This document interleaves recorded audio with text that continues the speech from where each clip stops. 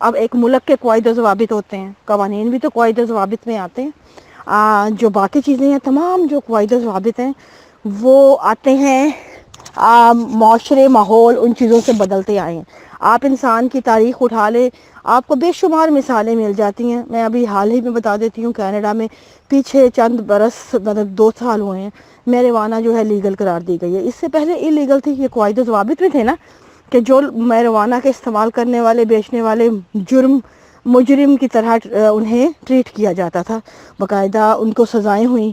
لیکن اس کے بعد جو سائنٹیفکلی میڈیکل سائنس نے یہ پروف کیا کہ میریوانا جو ہے وہ اس کو ایز اے ڈرگ لیا جائے، ایز اے ایڈکشن نہ لیا جائے، ایز اے منشیات میں نہیں، ایز اے ادویات میں انہوں نے شامل کر دیا۔ ان کی پوری ریسرچ نے اس کو منشیات کی فہرست سے نکال کے ادویات میں ڈال دیا، تو قانون نے آٹومیٹکلی اس کو ہاتھ اپنے پیچھے کرنے پڑے، اور انہوں نے اس کے کو جرم سے زیادہ اس کے اوپر تھوڑے بہت قواعد اس پہ لگا کے بندشیں کہ اس کی پرسنٹیج پہ کہ کتنی جائز ہے کتنی نہیں، انہوں نے ہاتھ پیچھے کر لیے۔ اور حقیقت یہ ہے کہ میریوانا کا استعمال بریسٹ کینسر میں اور مختلف کینسر کے لمحات کے سرجری کا جو ایشو ہوتے ہیں، پرابلم، ان میں بہت زیادہ کیا جاتا ہے۔ میریوانا کا جو آئل ہے اس کے کو ایون بریسٹ کینسر میں جو شدید درد میں اس کو مساج کرنے کا، اس کو آئل کے ساتھ مساج کرنے کا کہا جاتا ہے۔ یہ تمام ادویات کی قسمیں ہیں، مختلف اس کے استعمال کے طریق ہیں، اسی طرح بیشتر دوائیاں ہیں۔ اب آپ دیکھیں یہ قواعد و ضوابط تھے نا، تو ایک ریسرچ تھی، ایک تعلیم تھی جس نے اس کو بدل دیا۔ اب آپ انہیں کیا کہیں گی جو مجرم قرار پا گئے، جنہوں نے جیلیں بھگت لیں، جنہوں نے جو سزا ان کو مل گئی اسی قانون کے تحت، وہی قانون اب قانون نہیں رہا، کیونکہ یہ پیچھے ایک پوری ریسرچ اور پوری ایک ٹیم شامل تھی اس میں۔ اسی طرح آپ ہر قانون جو ہے وہ ایسے ہی ورک کرتا ہے۔ جتنی بنیادی انسانی اخلاقیات ہیں یہ ایز انسان پہ اخلاقی طور پہ قواعد و ضوابط کی طرح ہی لاگو ہوتی ہیں، لیکن ان کی پرسنل چوائس سے۔ اب یہ ہمیشہ سے بدلتی آئی ہیں۔ بہت سی چیزیں آپ دیکھیں گے معاشروں میں ایسے تھیں، جس طرح ہمیں یاد ہے کہ بچپن میں ہم پڑھتے تھے، جگہ جگہ لکھا ہوتا ہے کہ بھی صفائی کا نصف ایمان ہے۔ آپ پاکستان میں ربوہ میں گئی تھی کچھ برس پہلے، ہر دیوار پہ لکھا ہے بڑوں کا احترام کریں، صفائی نصف ایمان ہے، تعلیم حاصل کرنا سنت ہے، اور یہ فرض ہے، وغیرہ وغیرہ۔ اور آپ دیکھیں کہ وہیں پہ جو ہے سب سے زیادہ نیچے گند کے ڈھیر پڑے ہوتے تھے۔ اور کیوں یہ ہوتی ہیں یہ باتیں لکھنے کی ضرورت کیوں پیش آتی ہے؟ کیونکہ وہاں نہیں ہے۔ لیکن آپ کو یہاں ویسٹ میں کہیں دیوار پہ لکھا ہوا نظر آتا ہے کہ صفائی جو ہے نصف ایمان ہے، بڑوں کا احترام نہ کریں۔ کیوں؟ کیا وہ بڑوں کا احترام نہیں کرتے؟ کیا وہاں پہ صفائی نہیں ہوتی؟ کیوں نہیں ہوتی؟ کیوں ہے؟ کیونکہ یہ بنیادی اخلاقیات آپ کی اپ برنگنگ میں شامل ہو چکی ہیں۔ بچوں کو بتایا نہیں جاتا، کروایا جاتا ہے۔ بچپن سے مجھے یاد ہے کہ میرا بیٹا 4 سال کا تھا، جونیئر کنڈر گارڈن میں ابھی سٹارٹ ہوا تھا، تو ایک دن گھر میں آیا، چھوٹی سی مثال دے رہی ہوں آپ کو اپ برنگنگ میں شامل کرنے کی کہ کیسے کیا جاتا ہے۔ ایک دن وہ گھر آتا ہے، موڈ بہت بگڑا ہوتا ہے، بڑا وہ بات پہ اکھڑا سا، الجھا سا۔ مجھے سمجھ نہیں آئی اس عمر کا بچہ ایسے وہ کیوں ہے۔ بہت بات کرنے کی کوشش کی کہ بیٹا کیا بات ہے، سمجھے فرحان؟ نہیں وہ نہیں، you don't know anything, you don't know anything, nothing, مگر موڈ سے سمجھ آ رہی تھی کہ وہ ناراض ہے کسی بات سے۔ کچھ دیر بعد اس کی ٹیچر کا فون آتا ہے میرا سیل فون پہ، کیونکہ سیل فون دیے ہوتے ہیں والدین نے۔ وہ مجھے کہتی ہے فون اٹھاتے ہی کہ میں فرحان سے بات کر سکتی ہوں؟ تو میں نے کہا، میں بڑی حیران، ایک ٹیچر نے اسٹوڈنٹ سے 4 سال کے بچے سے کیا بات کرے گی؟ تو میں نے کہا کہ خیریت ہے، کیا بات ہے؟ تو کہتی کہ وہ میں نے اس لیے بات کرنا چاہ رہی تھی کہ وہ میں نے بچوں سے اس ہفتے جو ہے میں نے بچوں کو پلان بنایا تھا کہ ان سب بچوں کے لیے ہم نے ایک نیا بنایا تھا طریقہ کہ ہم لوگ بچوں کو، جو بچہ میری کلاس میں زیادہ ہیلپ کرے گا کلین اپ کرنے میں، اور اسکول کے ارد گرد ہم جو ہماری سامنے کلاس روم ہے اس کے گرد کوئی گاربیج یا گند ہوگا یا وہ اٹھانے میں، جو بچہ اس میں ہیلپ کرے گا سب سے زیادہ ایکٹیولی میرے ساتھ پارٹ پلے کرے گا، اس کو میں ویک کے آخر میں فرائیڈے کو سب بچوں کے سامنے اپریشیٹ کرنے کے لیے اسٹوڈنٹ آف دا ویک کا جس طرح اسٹار ہوتا ہے وہ دوں گی۔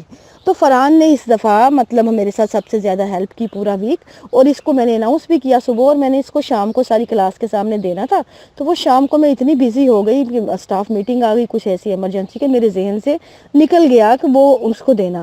تو وہ تو بچہ ہے، وہ تو میری مجبوری نہیں سمجھتا ہوگا کہ میرے کیا مسئلے ہیں، لیکن میں نے وعدہ کیا تھا، مجھے پورا کرنا چاہیے تھا، وہ میں نہیں کر سکی، اس کا اور اس کے دل پہ اس کا اثر ہوگا۔ مجھے یقین ہے کہ وہ ایکسپیکٹ کر رہا تھا کہ اس کی ٹیچر جو ہے وہ اس کو اپریشیٹ کرے گی، اس کو وہ نہیں نہیں ملی, اس کا چھوٹا سا دل ہے, وہ اس میری مجبوری کو سمجھنے والا نہیں ہے, وہ ٹوٹا ہوگا تو مجھے اس سے معذرت کرنی ہے. آپ بات مجھے بڑی مطلب ایک سن کے اس کی بات میں نے فوراً اسپیکر پہ ڈالا. فرحان منہ بنا کے بیٹھا ہوا تھا, میں نے اس کے سامنے فون رکھ دیا. میں نے کہا سنو آپ کے ٹیچر کا فون ہے. وہ ٹیچر اسے کہہ رہی ہے کہ دیکھو Farhan I am really sorry, teacher کی بات بتا رہی ہوں, آئی ایم ریئلی سوری کہ میں آپ سے معذرت کرتی ہوں کہ میرے ساتھ ایسے ہوا, آئندہ نہیں ہوگا.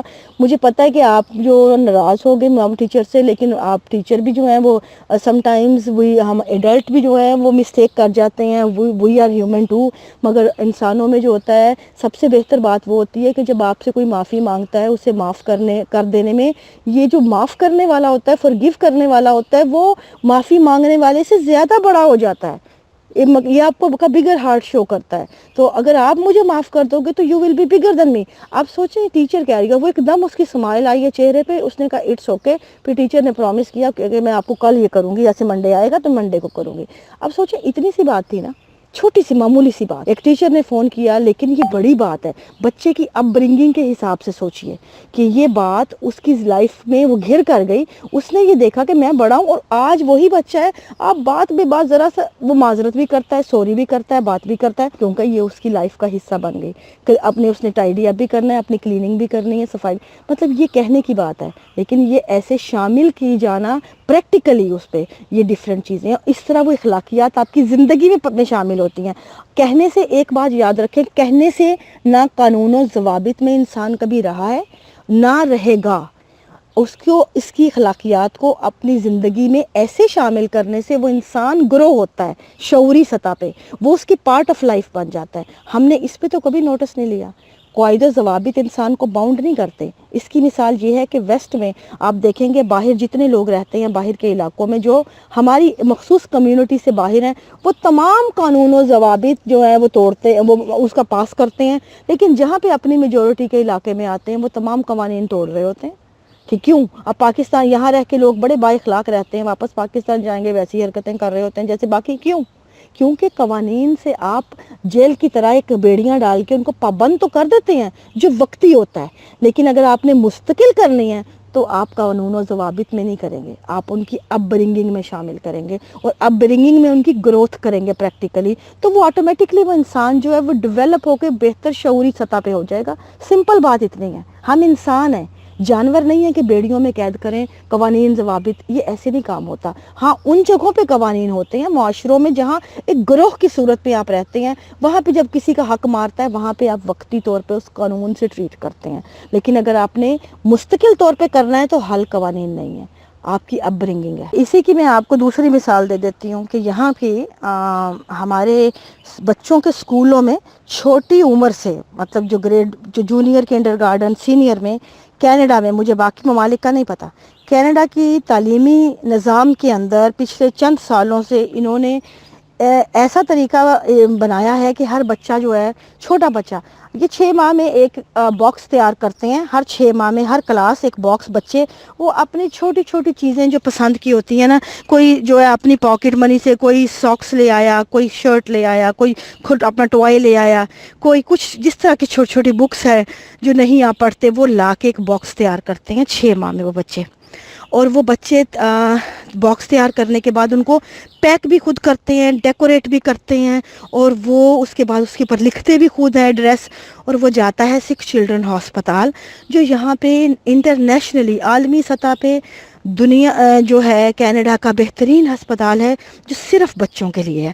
دنیا بھر کے بچے یہاں پہ مختلف بیماریوں کے علاج کے لیے آتے ہیں. یہاں پہ جتنے بچوں کی جو ایڈمٹ ہوتے ہیں مریض, ان کی لسٹیں اسکولوں میں پہنچائی جاتی ہیں. ہر بچوں کی کلاس جو ہے ایک بچہ سلیکٹ کرتی ہے, اپنی ایک لڑکا اور ایک لڑکی مریض, اور اس کو ہر 6 ماہ میں ایک باکس, جو اسے کہتے ہیں گفٹ باکس, لو باکس, اس کا نام رکھتے ہیں لو باکس, وہ آپ اس کو تیار کر کے بچوں کی طرف سے جاتا ہے. اور پھر کیا کرتے ہیں, وہ باکس وہاں جب جاتا ہے, اسکول کی وین جا کے ڈیلیور کرتی ہے وہ تمام باکسز جب تیار ہوتے ہیں سب کلاسوں سے اٹھوا کے. اب جب وہ باکس وہاں پہنچتا ہے تو وہ باقاعدہ اس کی ویڈیو فلم بنتی ہے کہ وہ باکس جا کے بچوں کو ان کے روم میں جو مریض بچے ہیں ان کو پہنچائے جاتے ہیں.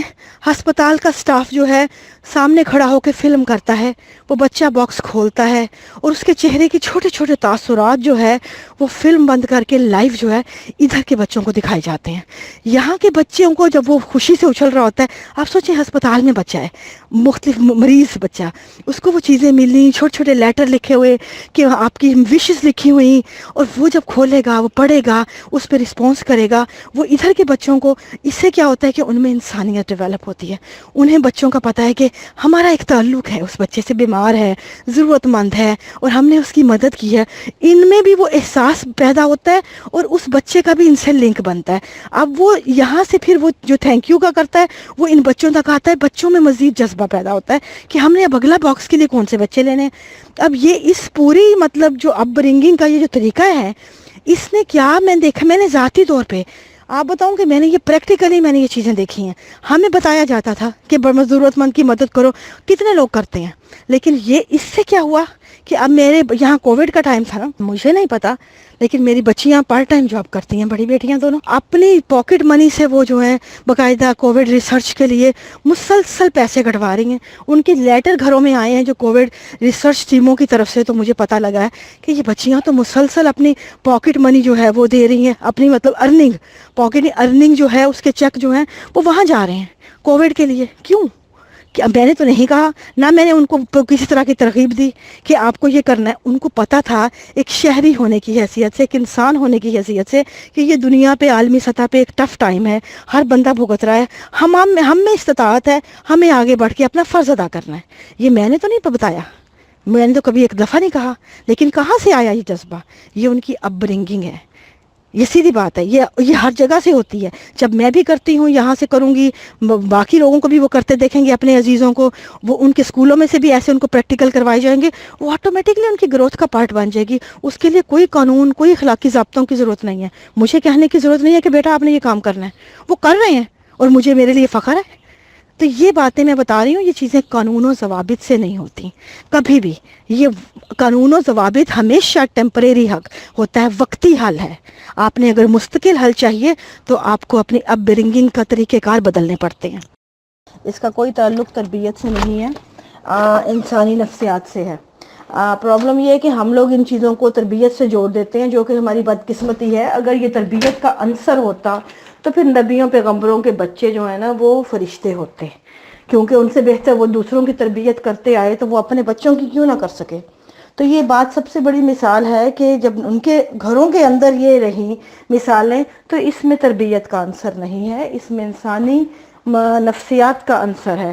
جس طرح میں اکثر لکھتی ہوں، میں اکثر کہتی ہوں کہ میں اس معاملے میں بچوں کی حامی ہوں، کہ بچہ، انسان کا بچہ جو ہے وہ کبھی نہیں بگڑتا اگر بڑے سدھرے ہوئے ہوں تو. اگر بڑے سدھرے اور سلجھے ہوئے ہوں تو انسان کا بچہ کبھی نہیں بگڑتا، کوئی بھی انسان ہو. ہاں، اس کو اگر آپ نبی مذاہب کی اینگل پہ لے کے جائیں گی تو ظاہر ہے بہت سے کی عقیدت کے اوپر جو ہے وہ دم پہ پاؤں آئے گا. لیکن اس کا مسئلہ عقیدت سے ہٹ کے دیکھیے، یہ انسانی نفسیات ہے. انسان کا بچہ جو ہے وہ مکمل طور پہ مانگتا ہے ایک ماحول، ایک پیار، ایک اس کا ایک اپنا ایک سیٹ اپ ہوتا ہے. وہ ماں اور باپ دونوں اس کے جسم کے اندر شامل ہیں. یہ بچہ صرف ماں نے پیدا نہیں کیا، ماں کے جسم سے میں بڑا ضرور، اس کے کوکھ میں پلا ضرور ہے، لیکن اس میں باپ بھی اتنا ہی شامل ہے جتنی کہ ماں. تو اب دیکھیں اس کے جو ماں اور باپ دونوں کے کروموسومز کا مجموعہ ہے جو بچہ تشکیل پایا. اب یہ اس کے لیے ماں اور باپ دونوں کا پیار اتنا ہی اہم ہے، اور پوری اس کی اس زندگی کے حصے تک جب تک اس میں شعور ڈیولپ نہیں ہوتا. ماں اور باپ جو ہیں یہ اس طرح ہیں کہ جس طرح آپ نے بچوں کو ٹرائی سائیکل چلاتے دیکھا ہے، اس کے دو سائیڈ پہ، اصل پہیے کے ساتھ دو سائیڈ پہ پہیے لگے ہوتے ہیں. کیوں؟ وہ اس لیے کہ وہ پہیے اس کی سپورٹ کے لیے ہوتے ہیں، کہ وہ اس کا بظاہر کوئی مقصد نہیں ہوتا، اصل کام بڑے پہیے نہیں کرنا ہوتا ہے جو اصل سائیکل کے پہیے ہیں. لیکن جب وہ پہیے جو ہے، وہ جو سائیکل ان بیلنس ہوتا ہے، وہ ڈھلکنے لگتا ہے ادھر یا ادھر، تو وہ دونوں پہیے اس کی سپورٹ بن جاتے ہیں، فوراً اس کو دوبارہ کھڑا کر دیتے ہیں. تو یہ کام ماں باپ کا ہے بچوں کی زندگی میں. ہم لوگ بظاہر ہم نے انہیں دھکیلنا نہیں ہے، کرنا کچھ نہیں ہے، لیکن ان کو انڈیپینڈنٹ بنا کے ان کی سپورٹ بننا ہوتا ہے غیر مشروط طور پہ. لیکن ہمارے ہاں جب اس طرح کے معاملہ، اور یہ بات یاد رکھے اس دوران میں کل سے یہ بات بار بار کہہ رہی ہوں کہ ہر بچہ انفرادی ہے. جب ایک ماں کے پیٹ سے پیدا ہوئے جو 4 بچے ہیں، چاروں کے فنگر پرنٹ الگ ہے نا. دنیا میں ہر انسان کا فنگر پرنٹ الگ ہے. اس کا مطلب ہے ہر ذہن الگ ہے، ہر جسم الگ ہے، ہر کسی. تو آپ سوچیں کہ ہم ان کو ٹریٹ کیسے کرتے ہیں؟ ایک ہی قواعد و ضوابط سے، ایک ہی آلے سے، ایک ہی طریقے سے. یہ غلط ہے، کیونکہ ہر بچہ الگ اپنی نفسیات رکھتا ہے، اس کو الگ ٹریٹ کیا جانا چاہیے، گو کہ آپ نے وہی ویسے ہی کرنا ہو. اب میری 3 بچے ہیں، ایک تو چھوٹا ہے، 2 ذرا سمجھدار ہیں، دونوں بیٹیاں. آپ یقین مانیں دونوں کو بالکل مکمل الگ وجود ہے، الگ شخصیت ہے، الگ نفسیات ہے. بات میں نے ایک ہی کام کروانا ہوتا ہے تو دونوں کو الگ طریقوں سے کروانا ہے، دونوں کو اپنی ان کی نفسیات کے مطابق ان کو ہینڈل کرنا ہے. دونوں سے کسی بات میں انبن ہوئی ہے، کوئی بات دونوں کی آپس میں ہوئی ہے، دونوں کو الگ طریقے سے ڈیل کرنا پڑتا ہے. یہ کبھی نہیں ہوا کہ میں ایک طریقے سے دونوں کو کروں. تو ہمارے ہاں عموماً جو والدین ہیں ان چیزوں سے بے بہرا ہیں، ان چیزوں کو نہیں سمجھتے. ہم جب ایک ہی لاٹھی سے تمام پورے خاندان کو ہانکنے کے عادی ہوں، وہاں پہ بچوں کا بگڑنا، بغاوت پہ اترنا یا اس طرح کے معاملات ذرا سی جب وہ اٹھتے ہیں کسی کے، تو ہم ان کو پراپرلی ٹریٹ نہیں کرتے. اب ڈرگز کیوں لیتے ہیں بچے؟ ڈرگز کی نفسیات کیا ہے؟ ڈرگ جو ہے، آپ اس کی اگر نفسیات دیکھیں تو ڈرگ بذات خود اس کی پوری نفسیات ہے. بچے، جو بھی بچہ منشیات کی طرف جاتا ہے، اس کی شخصیت، اس کی نفسیات جو ہے وہ الجھی ہوئی ہوتی ہے. ایک خاص مائنڈ سیٹ ہے، جب اس سطح پہ پہنچتا ہے تو آٹومیٹکلی اس کو ڈرگز کی نیڈ کا احساس ہوتا ہے، یا اس ٹائم پہ اس کے ارد گرد ذرا سی بھی وہ ایسی انوائرمنٹ کریٹ کر دی جائے جس کے اندر اس کو دوسرا الٹرنیٹ دے دیا جائے اس کی سٹریس کا بجائے بات کرنے کے، تو وہ آٹومیٹکلی فوراً وہ نشئی بن جائے گا، وہ اس کا عادی ہو جائے گا. پھر وہ کس سطح تک جاتا ہے اس کا الزام مت دیجیے، کیونکہ ہم نے پہلی سطح پہ بچے کو قابو نہیں کیا، پہلی سطح پہ اس کو سلجھایا نہیں اس کے مسئلے کو. آپ یہ بات یاد رکھنی چاہیے ہمیں کہ یہ انسان کے بچے ہیں، یہ جانوروں کے بچے نہیں ہیں. یہ ہانکے نہیں جا سکتے، سمجھے اور سلجھائے جا سکتے ہیں. جب ہمیں سمجھنے اور سلجھانے کے ہنر آنے لگیں گے تو بچے بگڑنے بھی بند ہو جائیں گے. تو ہمیں سمجھنا ہے ان کو سلجھانے سے پہلے، ان کو سمجھانے سے پہلے. سمپل بات اتنی ہے. جب ہم ہی انسانی مسائل کو نہیں سمجھتے، ہم ان کے مسائل کو سمجھنے اور سلجھانے، بات کرنے کی بجائے ہم ان کو نمازوں کی طرف دھکیل دیتے ہیں، خود دعاؤں سجدوں میں پڑ جاتے ہیں. دعاؤں اور سجدوں سے اگر مسئلے حل ہونے ہوتے تو آج دنیا امن کا گہوارہ ہوتی. یہ مسائل بڑے ہیں، اس کی وجہ یہ ہماری بے وقوفیاں ہیں. سمپل از دیٹ کہ ہم لوگ سلجھانے کی بجائے آسان حل چاہتے ہیں. ہم اس کو جس طرح کبوتر، بلی کو دیکھ کے کبوتر آنکھیں بند کرتا ہے، بالکل وہی طریقہ کار ہے بڑے سے بڑے مسئلے کو دیکھ کے سجدے میں پڑ جانا. اوپر سے مسئلے نہیں حل ہونے، یہ زمینی مسئلے ہیں، ان کا حل زمین سے ہی کیا جائے گا، آسمان سے نہیں ہوگا کبھی. آج تک اگر آسمان نے حل کرنے ہوتے تو ہو چکے ہوتے، نہیں ہوئے نا. اس کا مطلب ہے یہ زمینی حل ہے، ہم ہی کو کرنے ہیں. اور ان میں دونوں کا قصور ہوتا ہے، ماں اور باپ کا بچے کے بگڑنے میں قصور اس سینس میں کہ ان کی جو کمیاں بیشیاں کوتاہیاں، یا سمجھ لے ماحول ان کو جو بچوں کو دیا گیا ان کو نہ سمجھا گیا، بر وقت ان کے ساتھ بات چیت نہ کی گئی، بچوں کو ان کے حقوق کی طرف جب ذرا سی بہت سی معاملات، ہاں ہمارے ہاں بہت سے معاملات بچوں کی پیوبرٹی ایج سے ریلیٹڈ ہوتے ہیں. جب بچوں میں وہ ٹائم آتا ہے جب ان کی اپنی جسم اور ذہن میں ایک جنگ ہوتی ہے، تو یہ وقت ہوتا ہے جب ان کے اندر جنس ڈیولپ ہو رہی ہوتی ہے. اس میں بچوں کو خاص رویہ چاہیے ہوتا ہے، خاص ماحول چاہیے ہوتا ہے، بات چیت چاہیے ہوتی ہے، والدین کی ضرورت سے زیادہ توجہ چاہیے ہوتی ہے. لیکن ہم انہیں، ہماری نگلیکٹ جب ہم کرتے ہیں، ان کو نظر انداز کر دیتے ہیں، ہم بات نہیں کرتے، ان کو دھتکارتے ہیں یا ان سے ان کی بات کو نظر انداز کر دیتے ہیں، تو یہ معاملات کسی کہیں کے کہیں جا پہنچتے ہیں. تو یہ تمام تر معاملات جو ہیں یہ سماجی معاملات ہیں، اور ان کا حل سوچ سمجھ اور انسان کو سمجھنے سے جڑا ہے. اس کا حل تربیت نہیں ہے، کہیں بھی نہیں ہے. ہماری ضرورت ہے، کیونکہ جس طرح آپ کے جسم کی ضرورت ہے، میری کھانا میری جسم کی ضرورت ہے، میرے ذہن کی ایک ضرورت ہے انوائرمنٹ، اسی طرح بچے کی نفسیات میں بچے کے والدین، گھر، ماحول اس کی بنیادی ضرورت ہے. اب اس کی ضرورت میں کبھی بھی آپ کے کھانے میں ان بیلنس ہوگی کوئی چیز تو آپ کے جسم میں بیماری آئے گی نا. اگر آپ کوئی چیز زیادہ یا کم لیں گی تو اگر ذہن میں آپ کو آکسیجن لیول کم یا زیادہ ملے گا تو آپ کے ذہن پہ اثر ہوگا. اسی طرح آپ کے ماحول میں کسی چیز کی کمی بیشی ہوگی، آپ کی نفسیات، آپ کی شخصیت جو آپ کی بنیادی ضرورت ہے اس میں کمی بیشی ہوگی، تو بچے کی نفسیات یہ بیماری کریٹ ہوگی، نفسیاتی بیماری سے کہتے ہیں، یہ جو ہم جن کو کہتے ہیں بگڑا ہونا، تربیت نہ ہونا، بگڑنا، یہ نفسیاتی بیماریاں ہیں، نفسیاتی نظر اندازیاں ہیں، ان کا تربیت سے کوئی لینا دینا نہیں ہے۔ ہاں ہم ان کو سمجھتے ہیں مذہب کے وہ 4.5 انچ کی مسجد میں آ کے ہم ان کو اس طرف دھکیل دیتے ہیں، یہ ہماری جہالتیں ہیں۔ زائدہ ایسا ہرگز نہیں ہے، آپ کیا سمجھتی ہیں اس سے فرق نہیں پڑتا کسی پہ، کیونکہ مذہب اصل میں آپ ورڈ دیکھیں، لفظ کا مطلب کیا ہے، آپ کے سمجھنے کا تو یہ مطلب ہے نا کہ میں نے اب اس چیز کو عقیدت ہوں، مجھے عقیدت ہے اور میں اس کو ہر حال میں اس پہ گامزن رہنا چاہتی ہوں، تو میں نے اس کے لیے کوئی بھی جواز تلاش کر سکتی ہوں، تو یہ تو وہ بات ہوئی۔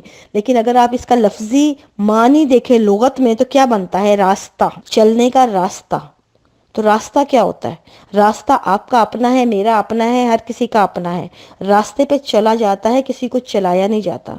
چلانے کس کو چلایا جاتا ہے؟ اگر میں کہوں میں کسی کو چلاتی ہوں تو گھوڑے، گدھے یا بھیڑ بکریوں کو چلا سکتی ہوں ہانک کے، لیکن اگر کسی نے چلنا ہو تو وہ خود ہی چلے گا، اپنی مرضی سے، اپنی ولنگ سے چلے گا، تو وہ راستہ کہلائے گا، ورنہ وہ راستہ نہ ہوا۔ سمپل بات اتنی ہے۔ یہ اصول و ضوابط جو ہیں یہ راستے کو راستہ نہیں رہنے دیتے۔ ٹھیک ہے آپ کو بتایا جانا چاہیے یہ اچھا ہے، یہ برا ہے، یہ غلط ہے، لیکن اگر آپ اس کو اصول و ضوابط میں تشکیل دیتے ہیں یا وہ بناتے ہیں تو وہ راستہ نہیں رہتا، وہ راستہ نہیں رہتا، وہ ایک بن جاتا ہے جبری طور پہ، ایک طرف سے کہے لا اکراہ فی الدین، دین میں جبر نہیں ہے، تو پھر اصول و ضوابط کی کیا ضرورت ہے؟ بھئی آپ نے بتا دیا کہ یہ اصول ہے، یہ ہونا چاہیے، ٹھیک ہے، ماننا نہ ماننا باقی انسانوں کا کام ہے، لیکن جبر نہیں ہونا چاہیے کسی طور پہ کسی پہ بھی۔ کس کو ماننا ہے مانے، نہیں ماننا نہیں مانے، دونوں کا حق برابر ہونا چاہیے اور دونوں کو برابر طریقے سے ٹریٹ کیا جانا چاہیے، سمپل از دیٹ۔ جی السلام علیکم جی۔ زاہدہ کبھی کسی ملک میں ایسا حلف نہیں ہوا، کینیڈا میں تو نہیں ہے کہ آج جو بھی ملک کہے گا میں وہ کروں گا، بلکہ پوری اجازت ہے۔ ہاں قانونی سطح پہ اگر ایون کہ میں آپ کو سمپل مثال دیتی ہوں کہ قانونی سطح پہ بھی یہاں پہ بہت سی ایسی چینجز آ رہی ہیں جہاں پہ انسانی نفسیات کو اب زیادہ اہمیت دی جا رہی ہے۔ ایک ریسنٹ مثال دیتی ہوں، یہاں پہ کیونکہ یہ ہر 6 مہینے بعد یہاں قانون بدلتے ہیں اور ہر سطح پہ بدلتے ہیں، جہاں جہاں پہ آپ کو پچھلے قوانین میں نظر آتی ہیں کہ یہ زیادتیاں ہیں، رہ گئی ہیں، کجی رہ گئی ہے، وہ ڈیولپ کرتے ہیں اسے۔ یہاں پہ کوئی ایسا قانون نہیں ہے کہ آپ اس سے اختلاف کرو تو آپ کو کوئی سزا ہوگی، بلکہ آپ کا حق ہے ایز اے شہری بتاؤ کہ یہ یہاں مسئلہ ہے۔ جس طرح مجھے یاد ہے ہم لوگ جب تھے، ہم کچھ جب سے ڈرائیونگ لیا ہے ہم لوگ، پتہ ہے آپ کو ڈرائیونگ یہاں کر رہے ہو، اگر آپ سے گاڑی ہیٹ ہو جاتی ہے آپ اس کو ڈرائیو کرتے ہوئے تو آپ کو وہاں کھڑے ہونا پڑتا ہے، اور اگر آپ نکل جاتے ہو وہاں سے تو ہیٹ اینڈ رن میں شمار ہوتا ہے، اور یہ ایک سیریس کرائم ہے۔ Hit and run, hit and run provincial سطح پہ ایک سیریس کرائم ہے، اور اس کی سزا ہے قانون میں، جیل بھی ہے اور بڑا فائن بھی ہے، ویری سیریس کرائم۔ لیکن مجھے ہمارے تک مطلب جب سے ڈرائیو کر رہی ہوں ہمیں تو یہی علم ہے، ہوتا ہے بہت سے لوگوں کو دیکھتے ہیں دن رات یہ کام، لیکن ریسنٹلی آپ کو 2 سال پہلے میری بڑی بیٹی نے لائسنس لیا، اور وہ جس وقت لائسنس لیا ہے تو یہ جاب کر گاڑی لے کے گئی، جاب کرتے ہوئے رات کی شفٹ تھی، واپس آئی ہے 12 بجے، تو اس کے ساتھ کوئی کولیگ تھا وہ باہر سے آیا ریس نیا، اور اس کا اگلے دن ڈرائیونگ ٹیسٹ تھا، اور وہ کیونکہ نیا امیگرینٹ تھا اس کے پاس اتنے پیسے نہیں تھے کہ وہ باقاعدہ ٹیسٹ کے لیے مطلب ایز اے نیو امیگرینٹ کہ وہ انسٹرکٹرز کو پریکٹس کے لیے پیسے دے، ڈرائیونگ ٹیسٹ کے جو لیسن ہوتے ہیں وہ $30 کا ٹیسٹ آتا ہے، اس کو نہیں اتنے افورڈ کر سکتا ہوگا، تو اس نے ریکویسٹ کی کہ ایمن آپ مجھے تھوڑی سی پریکٹس کروا دو، میں نے ریورس پارکنگ کی پریکٹس کرنی ہے، کل میرا ٹیسٹ ہے ڈرائیونگ کا۔ تو اس نے کہا اوکے ہم شام کو نکلوں گی تو میں آپ کو پارکنگ لاٹ میں کروا دیتی ہوں۔ اس نے اپنی گاڑی سے کیا ایک دم سے، یہ بھی لائسنس اس کے پاس بھی نیا تھا، ابھی اس نے نیا لیا، اور اس کی مدد کرنے کے لیے اس کو پریکٹس کروانے لگی، تو جیسے گاڑی پیچھے کی ہے اسی ٹائم پیچھے سے گاڑی آئی ہے، پچھلی گاڑی کو ہٹ کر گئی ہے، اور یہ اس کا پہلا انسیڈنٹ تھا۔ اور وہ پچھلی گاڑی جو کھڑی تھی وہ گاڑی پیزا شاپ میں تھی، وہ بندہ فوراً گاڑی پارک کر کے اندر پیزا لینے گیا ہے، یہ گھبرا گئی، کوئی بندہ اس گاڑی میں نہیں ہے، یہ اتنی گھبرا گئی اس نے اس بندے کو وہیں چھوڑا، کیونکہ پہلا تھا، ظاہر ہے پینک ہو جاتا ہے بچہ، ایکسپیرینس پہلا تھا، تو اس نے وہیں گاڑی چھوڑی اور فوراً گاڑی لے کے گھر آ گئی، اور گھر آ کے گاڑی پارک کی کی ہے تو اس کی ہوائیاں اڑی ہوئی، بڑا برا حال۔ اور نیبرز کا بچہ تھا، اس نے دیکھا، فوراً کس کی حالت، وہ باہر نکلتے اس نے پوچھا کہ ٹھیک ہو؟ اس نے کہا کہ نہیں میں گاڑی ایسے ہٹ کر کے آئی ہوں. اور اس نے کہا تم وہاں کھڑی کیوں نہیں ہوئی؟ تو کہتی میری ٹانگیں کانپ رہی تھی، میں کھڑی نہیں ہو سکتی تھی، میری پینک ہو گئی ہوں، تو میں کیا کروں، مجھے سمجھ نہیں آئی. تو اس نے کہا کہ تم واپس جاؤ. جا کے کہتی میں نہیں جا سکتی، میری حالت نہیں ہے. تو یہ اس نے کہا اچھا کہاں پہ کھڑی ہے مجھے بتاؤ، میں جا کے کرتا ہوں. وہ گیا، جا کے اس نے وہاں پہ نوٹ لکھایا جا کے نا، اس کی گاڑی دیکھ کے وہ گیا ہے وہاں تک، وہ گاڑی چلی گئی تھی. وہ پارکنگ میں جا کے دیکھتا رہا، اس کی جاب کی پارکنگ میں وہ گاڑی جا چکی تھی. اس نے واپس آ کے ایمن کو بتایا وہ گاڑی نہیں ہے. تو یہ اور بھی گھبرا گئی، روئی جائے گھر میں. میں نے کہا کہ تم ایسے کرو، پولیس ڈپارٹمنٹ کو کال کرو اور انہیں بتاؤ میرے ساتھ یہ ہوا ہے. ابھی ہم پولیس ڈپارٹمنٹ کو کال کرنے والے تھے کہ دروازہ نوک ہوا، 2 پولیس والے گھر. یہ اور گھبرا گئی کہ یہ تو اب مجھے مطلب میرا پہ اور کرائم پڑ جائے گا. تو پولیس والے نے بڑے آرام سے آ کے مجھے کہا کہ مجھے ایمن سے بات کرنی ہے. میں نے کہا وہ تو کہتا ہے مجھے پتا ہے اس کی کیا حالت ہوگی، بس اسے ڈور پہ لے آؤ. تو یہ آئے نا ڈور پہ، کہتی ہے ڈری جائے کہ نہیں اب مجھے گرفتار کر کے لے جائیں گے. وہ آیا، آ کے اس نے دروازہ، کہتا ہے میں کووڈ کی وجہ سے اندر نہیں آ سکتا، میں پابند ہوں، لیکن دروازے تک آؤ، میں نے بات کرنی ہے. پھر اس نے وہاں کھڑے کر کے اس کو سمجھایا کہ بیٹا میں سمجھتا ہوں کہ تمہاری مطلب ہم لوگ یہاں آنے سے پہلے اپنا ہوم ورک کر کے آئے ہیں، کہ ہم ریسرچ کر کے آئے ہیں. ہم نے ویڈیو سارے CCTV کیمرہ میں پارکنگ کی پوری ویڈیو دیکھی ہے، اور اس کے مطابق ہمیں سمجھ آئی ہے کہ یہ آپ کا پہلا، آپ کی ریکارڈ کے مطابق بھی پہلا ہے. اور آپ اتنے نیو ڈرائیور ہو، آپ کسی کی ہیلپ کر رہے تھے، کیونکہ جو پرسن بیٹھا ہوا تھا اس کو آپ سمجھا رہے تھے، ہم نے دیکھا تھا. اور لیکن آپ کا جو پورا باڈی لینگویج تھی اس سے سمجھ آ گئی تھی کہ یو ور پینک، کہ آپ کو اس وقت سمجھ نہیں آئی. لیکن آپ کو سمجھانے کے لیے میں یہاں پہ آیا ہوں کہ نیکسٹ ٹائم ایسا ہو تو آپ نے وہاں کھڑے ہونا ہے، کیونکہ یہ اخلاقی طور پہ آپ کا فرض بنتا ہے آپ وہاں کھڑے ہوں، جس کا نقصان ہوا ہے اس سے بات کر کے اس کو اپنا نمبر دے کے آئیں، تاکہ وہ بندہ جو ہے پریشان نہ ہو. اس لیے ابھی آپ ایسے کرو کہ اپنے فون سے یہ نمبر میں لے کے آیا ہوں اس پرسن کا، اسے کال کرو اور اسے بتاؤ. اور اس نے وہاں کھڑے ہو کے اس پرسن سے بات کروائی اور اس کے بعد چلے گئے. اب دیکھیں قانونی طور پہ یہ چیز جرم میں آتی تھی نا، لیکن اب کیوں کیا؟ کیونکہ انہوں نے انسانی نفسیات کو قوانین کے اندر شامل کر دیا ہے اب. اور آپ دیکھیں گے کہ ہر جگہ پہ ہر قانون کی سزا سے پہلے انسانی نفسیات کو جج کیا جاتا ہے کہ کیا آیا یہ کرائم جو ہے کسی انسان نے جان بوجھ کے کیا ہے یا اس کی نادانستہ طور پہ اس کے ساتھ ہو گیا ہے، تو اس کی نا تجربہ کاری ہے تو اس کو اس کا مارجن دیا جاتا ہے. یہ میں بتا رہی ہوں. تو یہاں پہ آپ یہ جو آپ بات کر رہی ہیں وہ جبر ہے، صریحاً جبر ہے کہ آپ کہیں کہ نہیں ماننا پڑے گا. ایسا کوئی قانون نہیں ہے دنیا میں کہ آپ کو ماننا پڑے گا. ہاں سوائے اس کے کہ آپ نے کوئی بہت بڑا کرائم کیا ہے، یا کوئی ملکی سطح پہ بھی اگر آپ کے ساتھ کوئی ایسی غداری کے مقدمے لگتے ہیں تو آپ کو کورٹ پوری اجازت دیتی ہے آپ بیٹھ کے اپنا موقف بیان کریں. کبھی ایسا نہیں ہوا کہ آپ کو ماننا پڑے. اور پھر یہ تو ملکی سطح کی باتیں ہیں، اور آپ مذہب جس کا خود معاملہ ہی خدا کے ساتھ ہے وہ تو اس کے اندر شامل ہی نہیں ہوتا. اللہ نے آج تک آپ کو ڈائریکٹ کوئی قانون دیا ہے؟ ملک تو آپ کو ڈائریکٹ بتاتا ہے نا، جس طرح آپ نے بتایا کہ ڈرائیونگ پڑھاتے ہیں تو بتائے جاتے ہیں، ٹھیک ہے. وہ ملک کے قانون کا پورا جو ہے وہ آپ کے پاس آتا ہے. اس میں بھی میں نے آپ کو کلیئر بتا دیا ہے کہ یہاں پہ ان قوانین میں بھی اتنی نرمی پائی جاتی ہے، ان پہ بھی قوانین نے ہاتھ اٹھا لیے ہیں، کیونکہ انسانی نفسیات ہر جگہ ایک طرح ورک نہیں کرتی. بہت سے معاملات میں ہر انسان بعض جگہوں پہ آپ پہ شوق گزرتا ہے، کوئی آپ فریز ہو جاتے ہیں، بعض لوگ ریئیکٹ کرتے ہیں چیختے ہیں، بعض لوگ مارنے کو پڑتے ہیں. مختلف ریئیکشن ایک ہی چیز کا ہے. اسی طرح ہر معاملے میں انسان ڈیفرنٹ ریئیکٹ کرتا ہے، اور ہمیں سزا دینے سے پہلے وہ معاملات کی نوعیت سمجھنی ہوتی ہے تاکہ کسی پہ ظلم نہ ہو. تو کیا اللہ کا قانون جو ہے وہ معاملات کی نوعیت دیکھ کے تشکیل پایا ہے؟ اور کیا اللہ نے قانون ڈائریکٹ ہمیں دیا ہے؟ اگر نہیں دیا تو ہم کیسے کیا سمجھ لیں کہ وہ اللہ کا قانون ہی ہے؟ اور اللہ نے جس کو دیا وہ مانے. مجھے تو نہیں دیا ڈائریکٹ اللہ نے کوئی بھی. جس وقت مجھے دے گا، جب تک میں پہنچوں گی اس تک تو میں مان لوں گی. سمپل بات اتنی سی ہے. مجھے جو قانون، اگر ملک کا قانون ہے وہ میرے سامنے ہے، کیونکہ میں وہ سسٹم دیکھ رہی ہوں، اس سسٹم کا حصہ ہوں، آنکھیں کھلی ہیں. لیکن یہاں پہ وہاں پہ میری آنکھیں نہیں کھلی. مجھے صدیوں سے ایک چیز پکڑائی گئی ہے، مجھے نہیں پتا کہ وہ کہاں سے ہوتی ہوئی کیسے آئی ہے. اور تاریخی اعتبار سے بھی اگر آپ دیکھتے ہیں تو یہ لوگ چیزیں بدلتی آئی ہیں. میں ان پہ یقین نہیں کرتی ان چیزوں پہ کہ 1500 سال سے یا ہزاروں سال سے کوئی چیز as the way it is آئے. جن کو ماننا ہے وہ شوق سے مانے، لیکن میں تو حقائق کو ماننے والی ہوں، اور میں ان چیزوں پہ یقین قطعاً نہیں کر کے خود کو بیوقوف بنا سکتی کہ مجھے کوئی کہے 1500 سال سے آئی ہے اور یہی یا یہی مانو. کیوں بھائی؟ جب میری عقل مانتی ہے کسی چیز کو، مجھے جینا آتا ہے، سیکھ لوں گی، تو میں اپنے مطابق سیکھ لوں گی. میں کیوں مانوں وہ بھی کسی کی وجہ سے کہ کوئی مجھے بتا رہا ہے کہ اللہ میاں نے بتایا ہے. نہیں، اللہ میرا بھی اتنا ہی ہے جتنا کسی کا ہے. تو ڈائریکٹ مجھے بتائے گا جب تو میں مانوں گی، میں مان لوں گی. لیکن انڈائریکٹ نہیں.